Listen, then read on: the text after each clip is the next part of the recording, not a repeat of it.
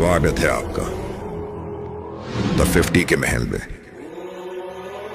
ये महल power, mystery और mind games का गढ़ है, जिसमें लायन की नजर हर पल गड़ी रहेगी। इस आलिशान महल के दो जरूरी पिलर होंगे, ड्रामा और हंगामा होगा। इसके बीचों बीच है दी अरीना, जो इस खेल के जंग का मैदान है। यहां डिसाइड होगा कि कौन रहेगा अंदर और कौन होगा बाहर। कोर्टयार्ड में लायन अपने क्रेजी गेम्स का जाल बिछाएगा और लायन भी डेन में फॉक्स के साथ होंगे इंटेंस 1-on-1 फेस ऑफ्स।